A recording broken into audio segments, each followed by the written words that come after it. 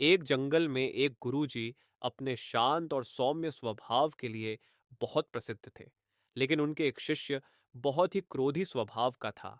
वह अपने गुस्से पर नियंत्रण नहीं रख पाता था, जरा सी बात पर झगड़े और गाली गलौज पर उतर आता था।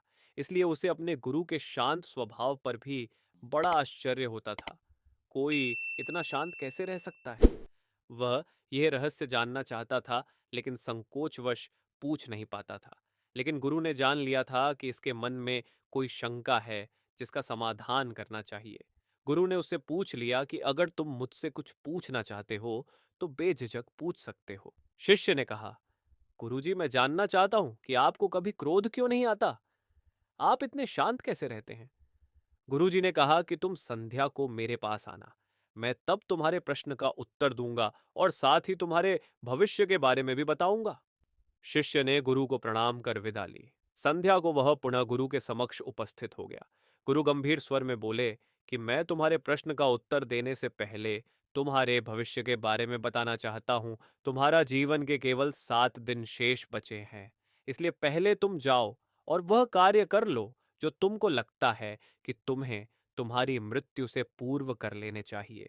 शिष्य गुरु को प्रणाम कर चल पड़ा और 6 दिन के पश्चात फिर से अपने गुरु के पास पहुंचा।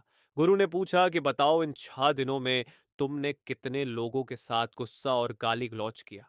शिष्य गंभीरता पूर्वक स्वर में कहने लगा कि मैं गुरुदेव, मैंने सोचा कि अब मेरे जीवन के केवल 7 दिन शेष बचे हैं, इसलिए मैंने सबसे विनम्रता पूर्वक बात की। क्रोध आने पर भी धैर्य को बनाए रखा। जहां तक कि जिन लोगों से मैंने पूर्व में बुरा बर्ताव किया था उनसे क्षमा मांगी। कुछ लोगों ने क्षमा कर दिया और कुछ ने नहीं। गुरु मुस्कुराते हुए बोले, अब शायद तुम्हारे प्रश्न का उत्तर मिल गया होगा। शिष्य ने आश्चर्य भरी निगाहों से गुरु की ओर देखा। गुरुदेव कहने लगे कि मैं जीवन के प्रत्येक दिन को अपना अंतिम दिन मानकर ईश्वर का ध्यान करता हूं और किसी पर भी क्रोध नहीं करता।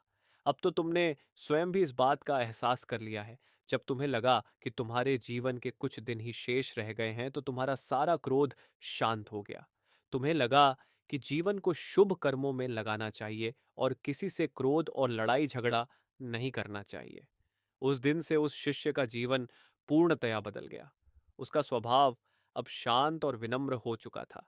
इसलिए तो कबीर जी कहते हैं कि गुरु कुम्हार शिष्य, कुंभ है गढ़ी खड़ी काढ़े खोट, अंतर हाथ सहार दय, बाहर बाहें चोट।